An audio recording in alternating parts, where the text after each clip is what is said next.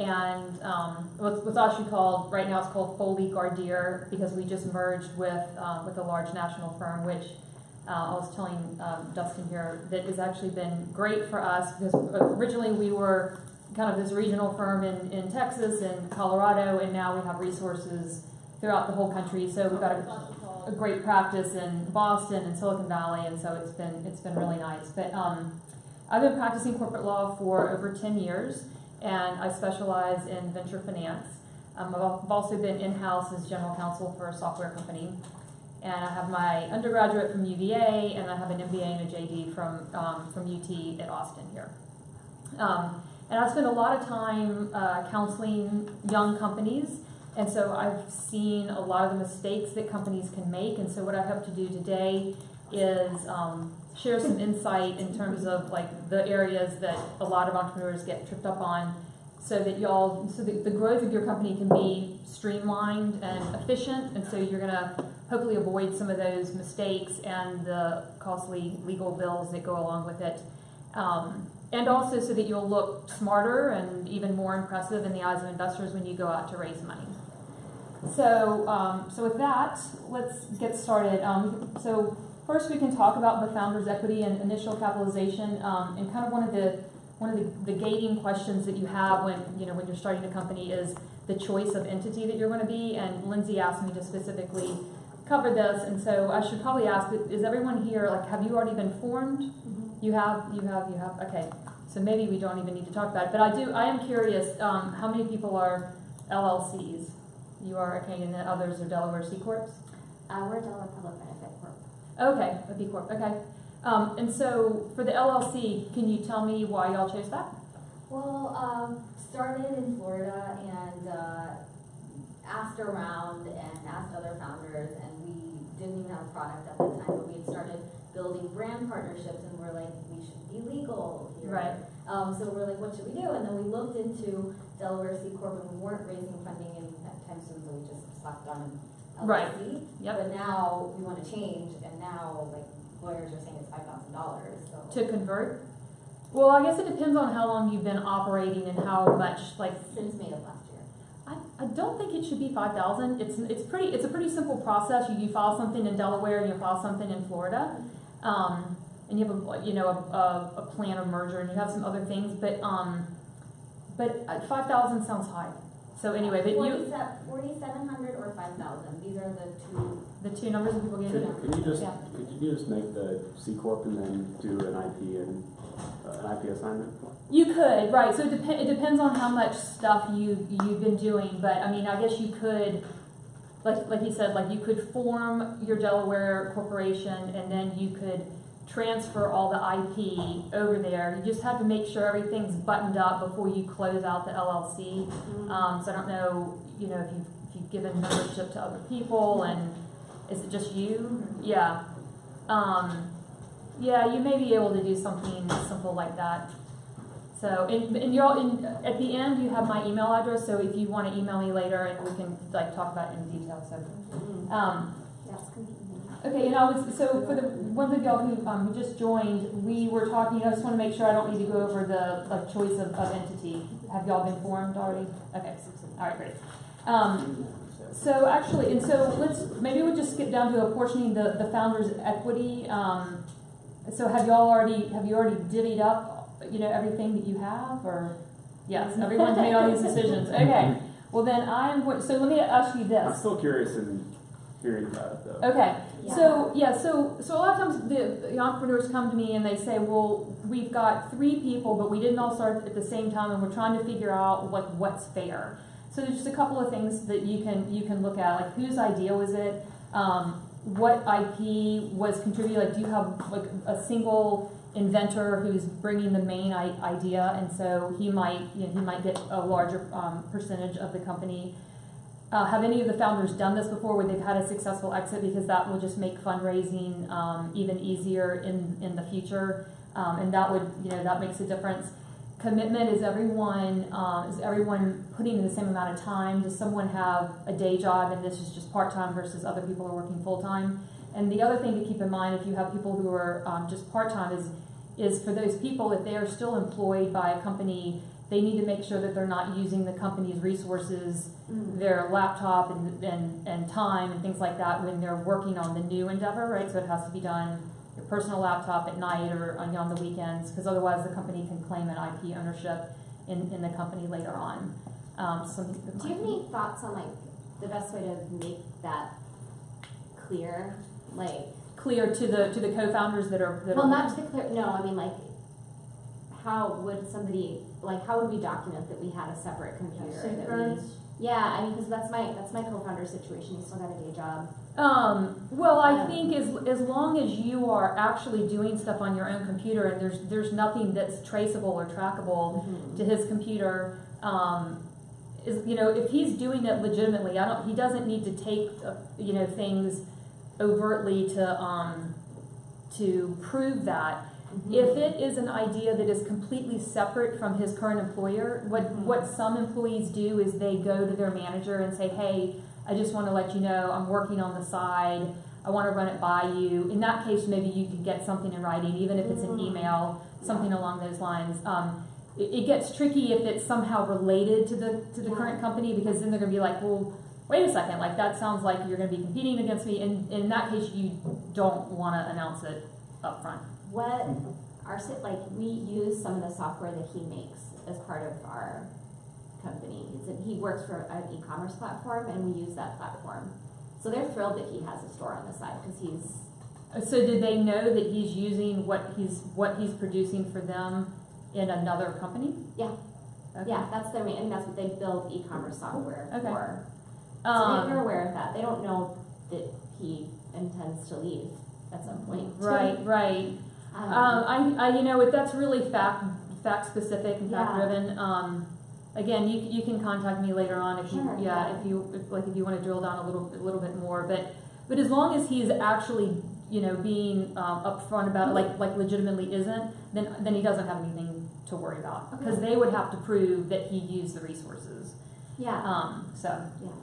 Okay. And so after y'all have decided how to divvy it up, then it's a matter of how do you get the shares into the hands of the founders. And so sometimes companies will just print off a stock certificate that they get at Office Max or something, but you really need to have an agreement in place. It's called a couple things. Either called a founder stock purchase agreement or a restricted stock agreement that sets out a lot of the things that the co-founders are agreeing on. And one of the most important provisions in there is basically a vesting schedule or a right of repurchase. So the shares that the founders get should be subject to a right of repurchase by the company, such that the founders pay for and will own the equity up front. But if they leave, the company has an option to buy it back. And the vesting schedule comes into play. So what you're going to do is you're going to say, but that right of repurchase lapses according to this schedule. And of course, the common standard is a 4-year vesting schedule. And the reason why you want to do this is a couple things. One, it's just to protect yourself from the other co-founders leaving. And I know that people think that no one's ever going to leave, but statistically, if you have 3 co-founders, 1 leaves within 3 years.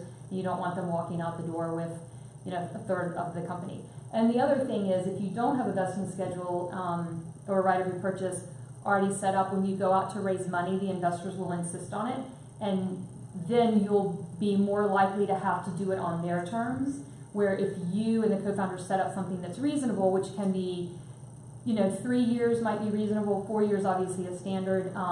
You can also give yourself credit for time that you've spent before the date that you decide to grant the equity, so that if y'all have been working on the idea for about a year, but just now you're getting around to incorporating and issuing equity, you can have the starting vest date of last year. So basically gives you 1 year credit, and now if you did a 4-year, now you just have 3 more years. And so if you wait until the investors put it on, you probably won't get that sort of credit. It'll be harder to do that later on. So you want to make sure you do that. And the other thing to keep in the back of your mind, when that happens, you want to file an 83B election. I'm sure people have told you about that. But it has to be done. It's a hard and fast deadline. It has to be done within 30 days of receiving the equity. And it has really big tax consequences if the company ends up doing really, really well. It minimizes tax implications. The qualified small business exemption? No, that's different. And actually, the 83B election. So although attorneys should be telling you to do that, it's actually the individual founders are responsible for it. And you can talk to your tax advisor too. But when you receive equity that's subject to vesting or substantial, it's basically called a substantial risk of forfeiture, which the right of repurchase is. Then you should file that, because basically what you're telling the IRS that you want to be taxed on the difference between the fair market value and how much you pay for it, and that those are going to be equal at that time. So you pay 0 tax right now. Whereas if you do it later on, you're going to owe some taxes, and even if you haven't had a liquidity event. Okay, so then staying in control. This basically just means that you don't want to give up too much control early on. You want to be really cognizant of how you divvy out the equity. And down on the 7th bullet point, we talk about having an equity budget. But you want to keep your cap table as small as possible. A lot of times people will start handing out equity to their family members, and then you start getting a really long list, and it's administratively really difficult to handle, and investors like to kind of see it only the people who are going to have a really a substantial contribution to the company. So just try not to give it out equity too much too soon. The founder funding, if you have one of the founders who wants to put money in to help get the company started, a lot of times the entrepreneurs are wondering, well, how do we document that? How do we account for that? How do I get it back later on, or do I get it back? So you have a couple of different options you can do. One is just a simple promissory note, like a loan that the founder gives to the company, and it has an interest rate, maturity date, and it would be repaid, maybe when the company gets funded, when it has some money to pay them back. You could also do a convertible note, and we're going to talk a bit more about that later, and that converts into equity.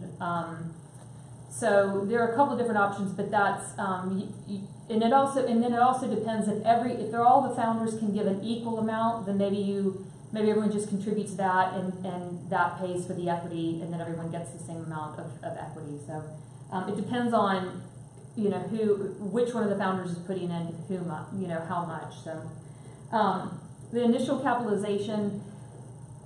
Some of the terms that people are curious about are the authorized shares versus outstanding shares versus fully diluted shares. So authorized shares means the total pool of shares that the company can give away. And when we set up a Delaware C Corp, which is our default when you have tech startups that are going to get outside investors, then we do 10 million shares. Outstanding shares means that at any given point of time, how many shares are in the hands of shareholders. So if you have 2 founders and you had 10 million that were authorized, but you decided to give 2.5 million to each of them, then it would be 5 million that are outstanding. Versus fully diluted shares, what that concept is basically taking the number of outstanding shares plus you're going to look at all the instruments that can be converted into equities, like convertible notes, stock options, warrants, and warrants are basically the option for an outsider to purchase shares. So it's like an option for someone who doesn't work for the company. That's what warrants are. If you were to convert all of those instruments, go ahead and convert them into common or preferred or whatever it is, and add that to the outstanding. That's the total fully diluted amount of shares that you have. You're probably also going to set up a stock plan, and usually that's 10 to 15% of your authorized shares, so that you can give options to early employees or contractors. If you have an advisory board, sometimes they'll want some equity, and standard is usually giving 0.5% to 1% if they ask for equity, depending on how often they're providing services and for how long, because you usually probably want to have a written agreement about that. So again, just have an equity budget. Think about you just want to have enough, enough in the bucket so that you can hand them out to the proper people. Don't go ahead and give everything right away. You won't have any headroom. All right, so, okay, so we've incorporated the entity, you've appointed the board, you've appointed the officers, all that happens when you form it. You've opened a bank account, the sale of stock to the founders is through that agreement that we talked about, that has the right of repurchase. And now you've had some back office administration, things to take care of. And so you want to get insurance, but then you have things to think about, like payroll and tax withholding if you have employees, which brings up the subject of, when you start hiring people, do you hire them as employees or contractors? And the next point, the agreements, is depending on what type of service provider you have, it's going to be a different type of agreement. And so I like to dig into this topic a little bit because I see this not done properly like 9 times out of 10, especially during due diligence, and it can lead to some problems. So the important question is, so if you have someone who's providing services, are they an employee, which is also called W-2, a contractor, 1099, or a student/intern? So a lot of startups want to have independent contractors because it avoids the complications of that come with the employees, like the payroll taxes, workers' comp, benefits, like health insurance, things like that. However, you have to be really careful when you classify someone as an independent contractor because it's not just a label that you slap on. They actually have to meet certain criteria, and it's not like a fail-safe list. It's kind of a list of factors that are taken into consideration. But the main difference is an independent contractor would be someone who provides services to you, but also provides the same services to other people. Like if they're a developer, they're working for you, but they also have other clients, maybe not at the exact same time, but once they roll off of it, they'll go do this for someone else. They have very little oversight. You kind of tell them what you want, how much you're going to pay them, and say, okay, come back when it's done. As opposed to an employee, you're going to provide the resources, you're going to tell them when to work, where to work, and there's much more control over the employee. If you misclassify an independent contractor where they should have been an employee, then there are big penalties that come with this, and this stuff will usually surface in a due diligence when you're doing your first major fundraising, and you can have things like not only do you have to pay back the back wages, but then they have damages that will double that amount. And there are all sorts of penalties that the government agencies will impose. And so you don't want to have someone who's an employee and call them an independent contractor just because you don't want to pay payroll tax. So I have a question. We've got a few people that are less than full-time working with us right now as independent contractors. The plan will be to offer them full-time jobs as employees after we raise. Okay. With that, we've got independent contractor agreements, consulting agreements with them. Yeah, so as long as you have, and the next slide talks about those agreements, as long as you have as long as they really are independent contractors, that you don't have a lot of control or oversight, and you have that agreement in place, then when they become employees, you're going to give them an offer letter, and that states that basically that they're switching from being a contractor into an employee, and they're going to have other things. We'll talk about offer letters a bit, and you're going to delineate that. So it's fine to have them switch. That's no problem. And then interns. So sometimes companies will say, "Well, I just hired a bunch of students, and they didn't even want money because they were just so excited about having the opportunity to work for me." And so we didn't pay them. And the thing is, in Texas, you have to pay people at least minimum wage, no matter who it is, the CEO down to the person who's like getting coffee for you or filing or something. So the only exception to the interns is if it's like truly an intern and it's a narrowly defined exemption from being an employee, and it falls in the category where it's almost more trouble for the company to have them there than the services that they provide. If you hire students through a university program where they're basically enrolled in a course, it's clear that they get credit. There's no expectation that they're going to get a job out of this. They're not going to get equity. They're not going to get paid. And ideally, you would have an agreement that states that. Then that's fine. But unless you're doing it through a university, it's really hard to claim that they're truly an intern. And then you get into the whole having to pay the back taxes and penalties and damages and everything. So just make sure that you're always paying people who do work for you. Mm-hmm. But interns are still 1099, right?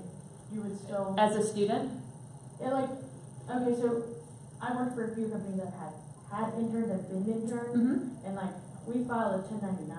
Okay, right? so they were counting We were all you. paid. Every Right. intern I've ever dealt with. was So a they paid were, intern. yeah, so if you did a 1099, then they were considering you an independent contractor. Yeah, but typically, at least, it was because of the uneven number of hours. Okay, We had a minimum and a maximum. Okay. Right? You had to at least get 15 hours. right. You could not go over 25 or whatever the Gotcha. threshold is for the role. Right, okay. I'm just curious in terms of, I can't go backwards and fix that situation. Yeah, Going well, forward- so then it's probably a matter of semantics. So they can call you an intern and that's fine, but if they are treating you like a 1099 contractor and they're paying you accordingly and you sign the proper documents, then that's fine. You run into the problem where you don't pay them. A lot of companies think an intern is unpaid, and so that's where you get into trouble. So on the having to pay people, obviously, I don't pay myself yet as the CEO. Okay, We've well, got people you who should. are, You should. but I can't. I don't You make can't enough pay- revenue you can't to pay yourself- myself full-time minimum wage. You can't. Okay. Well, at some point you're going to have to true that up. One thing you could do is down the road you could have a document, basically an acknowledgement that, when you can pay yourself, an acknowledgement that says that you're receiving X number of dollars, and that fairly compensates you for the work that you put in since whatever start date that it was, so that I know the risk of you filing a claim against yourself against the company is rare, right? But Yeah. these are just it's like the suspenders and belts that you have to put on, and all of this is just to make, when you go out to raise money, Yeah. that it's seamless, and they're like, okay, yeah, that makes sense. So they want to say, if you're out raising money and you tell the investors that the founders haven't been paid, then they're going to say, okay, well, then let's fix it. So so it's, I guess if you don't have any money and you can't, but you will need to at some point. And was this, our independent contractors, the advice that I've gotten, our lawyer's in New York, so he may not understand Texas law, so that could be. Yeah, in Texas law, you have to pay. Our independent contractors, they're both working for equity right now. Yeah, and that's okay. I mean, that's something of value. So is that a type of payment? Yeah, yes, that's something of value. So that counts. And Yes. it will be worth significantly more. Yes, than- exactly. No, that's considered compensation. Yeah. And my stock isn't considered compensation? Well, did you already receive it, or are you working and you're receiving it as you go along? It's Is that- vesting, it's set up, so with the right of repurchase, it depends Yeah. on how the agreement reads. okay. So if you paid for it, if you've already paid for it, then you wrote a check for par value or whatever, then it's hard to say that your services paid for it because you already wrote a check. So you just ask your New York attorney, just because it is state by state, the labor laws. So yeah. So, I was just gonna ask the same question. I'm still a Florida LLC. Do I still have to pay myself, or? So you filed to be a foreign entity here, right? So that you can I operate haven't here. done that yet. I'm trying to get the advice from, but Okay. since So I'm so that here- needs to be done within 30 days of operating in Texas. You have to file that form. What does operating in Texas mean? It's pretty broad, so if you can maybe somehow finagle it that you haven't been, operating She here. here for the program. Yeah. Right? Oh, okay. Well, then I think that you're fine. If you're not actually I don't have to selling, list right, here. you're not selling anything now, you're not going out and marketing to Not customers. yet. Okay, Not then you're okay. But once you start doing business in Texas, then you need to file. But if I'm a Florida entity and I'm flying out to New York to do business, and I'm flying out to Austin to do business, and I'm flying out to California, is No, that- yeah, I mean, it has to be a substantial nexus. You have to be, You have to, if you're based in Florida, that's where your main address is, and that's where you pay taxes. Then you don't need to worry about Texas law. I mean the Texas labor laws. Okay. Yeah. Not the, and Oh. then can I still go do outreach and sell to places in Texas? Depends on it's a gray area. So if you're headquartered in Florida and you're just doing basically sales calls here, but the main operation and where you're executing contracts is in Florida, like you go back home and you basically operate out of there, but you're just doing sales calls, then I think you're fine. I know it's tricky. It's a gray area. So and then again, it's like the risk of that ever coming back to bite you is low. So you're probably fine. Right. Yeah. I can just look into becoming a foreign entity here. Yeah, and then that would solve problems. So I'm not taking technically what would be like a salary, because I have a few thousand in promissory notes. Okay. That all works, like just repaying debt. Yeah. As long as you're getting something of value, Yeah. that's at least worth minimum wage. Yeah. And But you're it's good. just paying off the promissory note that I had given Yeah. over the years. Yeah. Okay. Okay, so you did a loan like I was describing before. You did kind of a founder's loan to the company. In a way, yeah, I was writing it down saying I was depositing this much, that would be paid back at a later time. I didn't know I could add interest to it. Yeah, you can. That would have been super cool. Can you like go back Go and? back? Yeah, you can. Don't you Seriously? legally Yeah. have to for a promissory note? Well, right. So there is an imputed interest that would be assigned to you. It's like, yeah, you really can't give interest-free loans. Like the income would be imputed to you anyway. Yeah, I mean, I think it's really low because the interest rates are super low. Okay, that's all right. Oh, whatever. Yeah, exactly, like 2% or whatever. I mean, you'd have to look up imputed interest rate. Okay. But yeah, you can go back and modify the promissory note with an amendment and just say that it will accrue interest. It doesn't even have to be paid until the principal's paid. It could just be accrued unpaid interest at this rate, starting whatever the initial date was. Yeah. Do those promissory notes have to be on a formal piece of paper? It needs to be in writing, yeah. But not on like a formal contract? I have a bunch of them just written on Yeah. line paper. No, I mean, as long as it's written, that's okay. It doesn't have to be a certain format, if that's what you mean. Yeah, No, right. yeah, Sweet. so, okay. One quick question on the internship thing, like, so if it's a student that's getting credit from the university, we're allowed to have them as unpaid. Yes, According to the hours that they define by the course, etc. yes. But the work that they're doing, because I read everywhere that if they're doing anything to further your business, then that's illegal. So what kind of work can we have them work on? Again, it's supposed to be work where that they're basically shadowing your current employees. Not replacing them, right? What's that? Like not replacing them, not doing Right, what they should be. exactly. As an employee. Yeah, it can't. They can't be in lieu of an employee. And you'll want IP assigned. Like what if they but I guess they wouldn't be contributing IP since I don't know exactly what they're doing. No, like if they're doing content and social Yeah. media and stuff like Yeah. that. Subject matter of the course. You have to like, that's the caution we've always taken is like whatever type of intern they are, Right. whatever course they're getting credit for, we ask to see their curriculum. And Mhm. so we can say like, you're studying these things, we'll put you in these type of areas. Yeah, That's our safeguard. yeah. No, that's a great idea. Yeah, we've done like there's some great internship programs at UT that have like really specific requirements. Yeah, And yeah. some I'm that sure don't. that there's some like stock programs here that have buttoned all this down, and that you would be safe hiring them. Yes, some are like more strict than startups can work with. Like you have to provide computers and you have to provide. Right. Yeah. Right. And that doesn't really work for startups. Yeah. Work for Dell. Yeah. Exactly. Okay, well, let's move on to the different agreements, although it sounds like y'all are pretty well versed in this.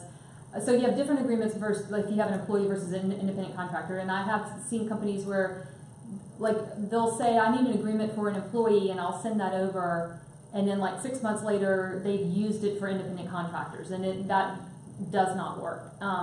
So just make sure that you ask your counsel for, you tell them the specific type of service provider that you get the right form. So for employees, you don't have to have a written agreement, but we suggest having a short offer letter, and that would just have the obvious, like salary, benefits, vacation, who they're working for, if they're going to get options. I would also have a provision in there that says that that their employment is at will, because Texas is an at will jurisdiction. Just means that you can be fired for any reason outside of the, there's some like federal reasons you can't fire someone, right? Like the sexual orientation, race, gender, that sort of thing. But outside of that, you can fire people anytime you want. Also, for every employee that you bring on, you need to have them sign what we call a proprietary information and inventions agreement. And that assigns the IP that they create for your company to the company. It usually has a non-compete, and the non-compete needs to be reasonable in scope and duration. If it's too onerous, it will be thrown out, and then you have no non-compete, so just make sure that it's tailored to each level of employee. Usually have a non-solicit, which just means you can't go and raid the place when you're done and take all your buddies with you. Confidentiality just means when they learn the confidential information from the company, they can't use it, take it with them, etc. And so, founders usually have the strong protections against involuntary termination, so that they can't be fired without cause or reason. And of course, those are defined terms in their agreement. So, and then of course, if you're bringing in outside consultants, you don't have them sign the PIA. You have to have an independent contractor agreement, and that covers all the same things. And it's just, but it's worded differently, and it's important to get the right type of agreement. And so from what I understand, you guys have already had a full course on IP, on patent and trademarking. Or do you want me to go over this quickly? Okay. All right. So first of all, I'm not an IP attorney. I'm going to put that disclaimer out there. But we can talk kind of at a high level about the different types of IP that startups would be thinking about. Patents, of course. I mean, that's everyone's familiar with patents. You can get provisional patents, and it has things. It needs to be new, useful, non-obvious. You have different types of patents. You have utility patents, design patents. Different durations. You've got 17 years or 20 years, but you for sure need to talk with a patent attorney, a patent prosecutor that specializes in whatever your product is, because that matters. Then you have trademarks, trademarks is usually the first place that I see. It's provisional patents and trademarks are the places where the startups usually begin with their IP strategy, because I usually recommend, if a company has a product that they're going to be branding with a name, that they invest in the money to do a trademark search up front. So, because if you just Google a name that you like and you don't see anything that really hits like the type of business or product that you're doing, and you just assume that it's okay, it may not necessarily be the case, because you have registered trademarks and you have common law trademarks. So there might be some company or product out there that you can't find on the internet that does something that's substantially similar to what you're doing. And then if you go forward with your company with this great name that you have, and that other party then comes, finds out and sends you a letter, and you have to stop using it, then you've got all the rebranding that you have to do. So, is the test system not good enough to the trademark, online trademark, US patent? So I don't think so. So you're saying like when you go onto the USPTO website? No, because there are deeper levels that trademark search companies can do, And I don't, it's not that expensive. It's usually like $1,200 or something to get, and you don't even have to use, not you have to go to a super fancy trademark law firm that's really expensive. I mean, there's services out there that can provide it at something reasonable, but they do a deeper delve into areas that at least my law firm does, into areas that aren't just on the registered trademark list. And it also depends on if your company, like if it's going to be, how do I describe this? So like I have a client who is going to be producing high-end hunting gear, and so their brand and their logo is going to be on every backpack and knife and whatever they make. It's like kind of like Yeti. And so if they get that wrong, which they almost did, they picked some name I'd never heard of, and I suggested do a trademark search, and thank goodness that they did, because it was found like just randomly someone in Texas had a knife that had this unusual name that they weren't even selling. I don't even know how the trademark search found it, but they did, and so they can't. I mean, they can use the name, but it's completely at risk. And so, if they had produced a whole line of products, and then it would have been a nightmare. So, of course, they complained that they had spent, $2,000. Well, it's like $2,000 is like a lot less than if you were going to have to go back and redo your company. So, so I think trademark searches are pretty valuable. So, and you can use the TM mark if it's just a common law trademark, and then you can use the R with the circle around it once you register it. And we recommend registering your trademark because it puts other people on notice. It will deter other people from using your name because it's registered, and it also gives you other benefits like damages and things that you can't get if it's just a common law. And then trade secrets. Trade secrets are so it's one of the ones that you don't register this IP, but if you follow certain procedures to keep it under wraps and keep it confidential and keep it so that other people don't know about it, then it's actually a really strong protection. And so what it comes down to is the level of security that you keep this particular secret under. So for example, you could have a trade secret on software source code, and if you only have your main developers who know it, and you don't tell the rest of the development team, and no one else in the company knows about it, and you keep everything under lock and key, and you don't discuss it, and it's not disclosed anywhere, then as long as someone can't reverse engineer it, that's pretty good and pretty strong IP protection. It's one that's often overlooked.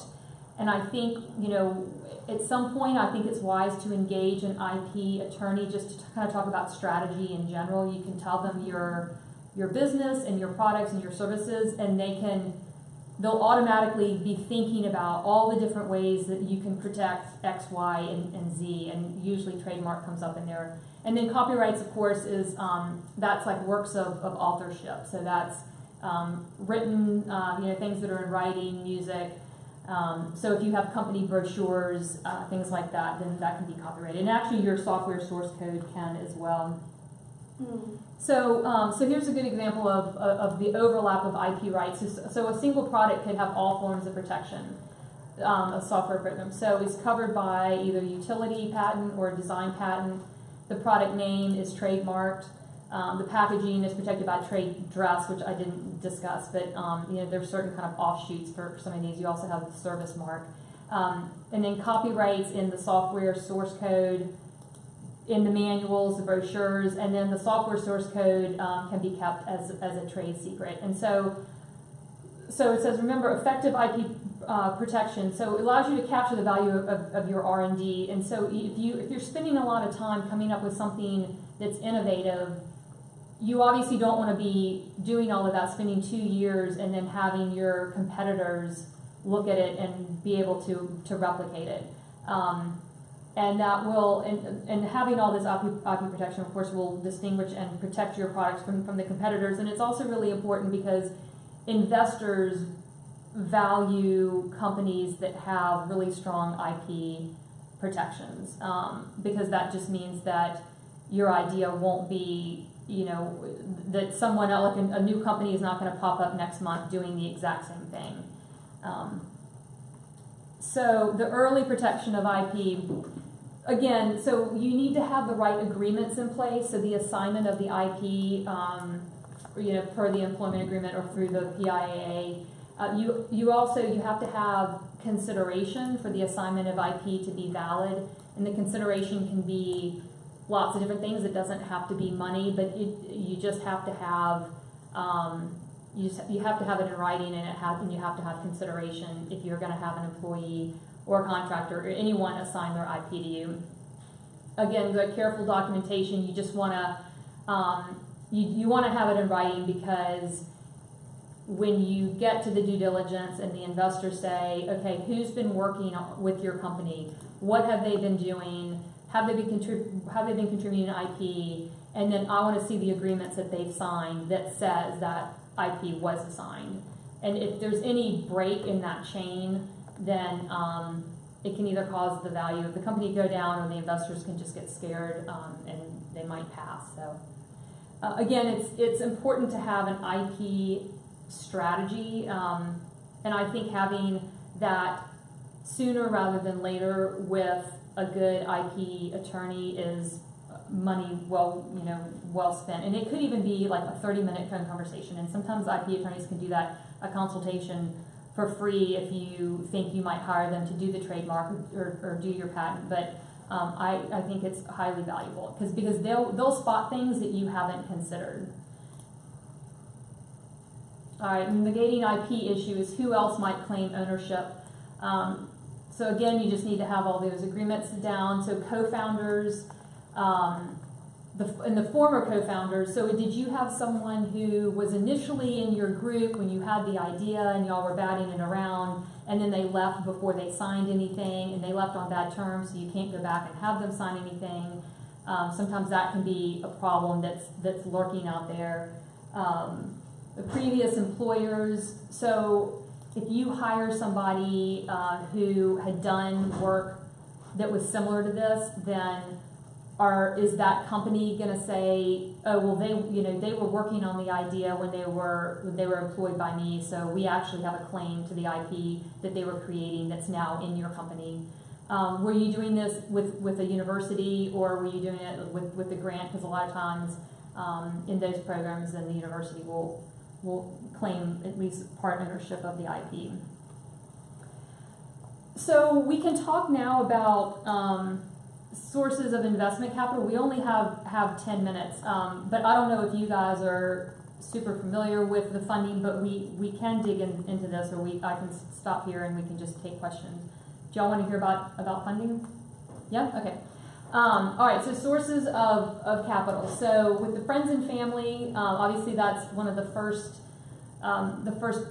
places that you can tap, but they have to be accredited, and that has to do with their level of sophistication and the amount of money that they have, and their net worth, and their income. The angel money, that obviously comes from the high net worth individuals, or you can approach the syndicates like CTAN. The incubators and accelerators. So we think in general that it's it's a good source of capital, but they do obviously they'll get a percentage of the company, and it's usually not negotiable. But it could be a good source of at least a small initial amount of money if you can get into the programs. The institutional capital. So you have and I'm going to dig into the definite types of capital here in a second, but these are just different sources. So the micro and seed funds, before it was really just venture capital funds, and they would only take it, only invest if you had X number of so many revenue, and you were already profitable, and you'd been around for so long. But now you have funds that are set up specifically for super early stage companies. And then the corporate or strategic investors are always, if you have something that that would be useful to say, IBM or one of the bigger companies, then they might want to fund some of the development.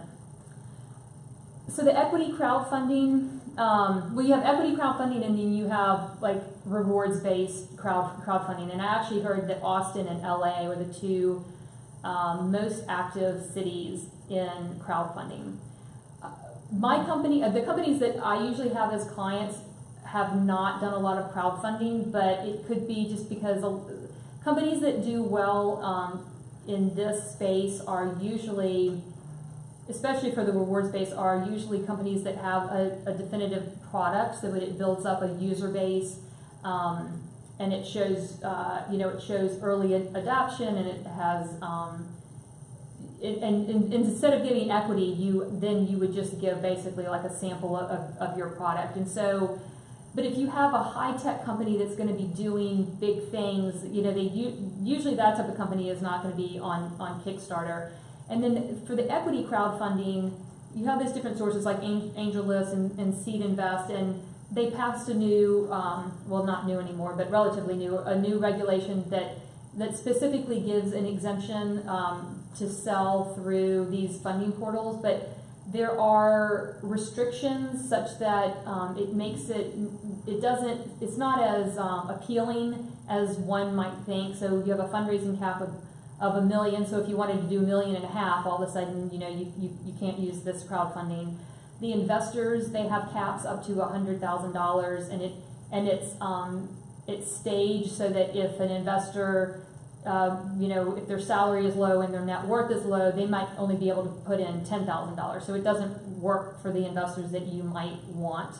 There are disclosure requirements that you're going to have to file with the SEC and with the portals and the investors. So it depends on how big the company is, that will dictate what sort of financials that you have to give.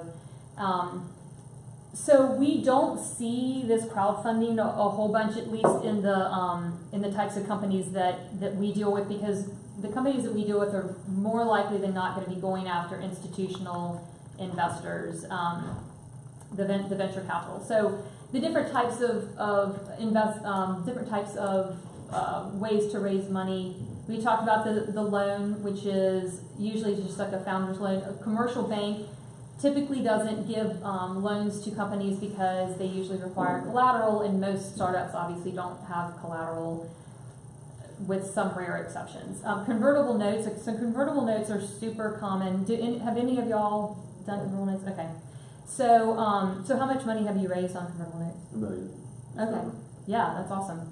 So it converts in. So it's a debt instrument that converts into equity at a qualified financing, and all these are, of course, defined terms.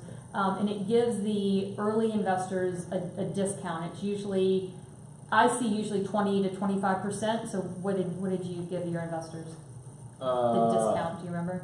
So we actually structured ours as a convertible debt round, but it really was intended to be an equity round, simply done as a convertible note. Yeah. So yeah. So we just did an $8 million cap without a discount. Okay. Right. All right. So usually there's a discount, or there's a valuation cap such that if the next round is above it, it puts a cap on what those investors have to pay, like their price per share. And so if your next round is 10 million, then they get the benefit of that, because what they're thinking is, well, you used our early capital that was, so we put ourselves at risk. We came in at the time when you were the riskiest, and not only do the founders benefit from that, but we want to participate as investors. And so that's what the valuation cap does.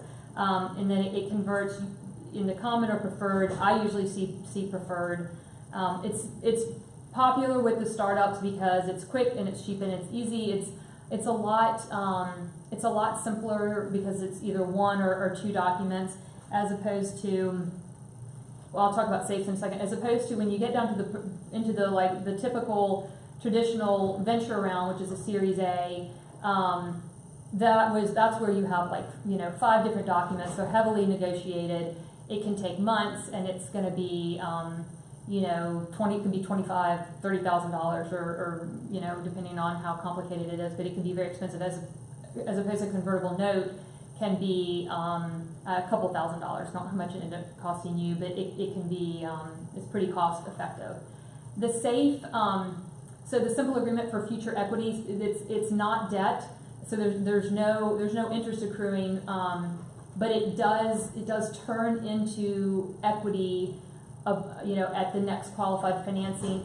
It's popular, it's really popular in California, that's where it was started. I don't see a lot of it in Texas yet for some reason. And the reason why it's really popular is because it's basically a 5-page document, and it's usually standard without negotiation. It's with the investor, if the investor says, okay, we're doing a SAFE, it's usually super standard, like nationally standard, and like you can't get any cheaper than that. But for some reason, like I said, it just is not one that we see a lot, but that will probably change at some point. So just to wrap it up, some financing mistakes to avoid, not being prepared, the due diligence mistakes. I think I've talked about this, kind of sprinkled it throughout. When you are trying to raise money and the investors will send over a document request list, like a due diligence request list, and they're going to want to see that everything is buttoned up, that all your IP has been assigned, all the agreements have been signed, you're in good standing, you don't have IP issues, and so they want to make sure that you've done resolutions for all the important corporate decisions, and if you haven't had board meetings or you haven't done the resolutions, then all of a sudden you're going to have to go back and fix that. And so you want to make sure that as you're going along from the very beginning that you're doing things the right way, and it sounds like a lot of times people will not engage counsel early on because it costs too much money, but I'll tell you that it costs a whole lot more to fix some of these problems later on if it's done improperly. So you just have to find the right the right counsel that can help you at the right stage. So too much convertible debt, that just means that a lot of times companies will rely on that too much and will then have a whole bunch, like a series of convertible debt notes that all have varying terms, and that just becomes an administrative nightmare when it comes to conversion. Like they've given different discounts or they have a different value. An evaluation cap, that should change over time, but you just don't want to rely on it too much. That really should be kind of like your seed round. You maybe want to do like 1 or 2 tranches of convertible debt, and then you should probably be thinking about just doing preferred the next time. Continual fundraising mode, so it takes so much time and so much effort, and it's a huge distraction from running your business, and so you want to get the right amount to take you maybe 12 to 18 months so that you're not doing this all the time, but you also don't want to wait too late, because what I've seen is when the companies run out of money, of course, your negotiating power plummets, and so when the due diligence starts taking a long time, and they start to panic and they start to give on all sorts of, the entrepreneurs will start to give on all sorts of stuff that they shouldn't, just because they need to get the deal done because they don't have any money. And then giving up too much control too early, especially if you, like I said, if you get to the desperate stage, and if you're doing a Series A where where you're giving preferred, so there are all sorts of preferences and rights that the investors are going to want. And if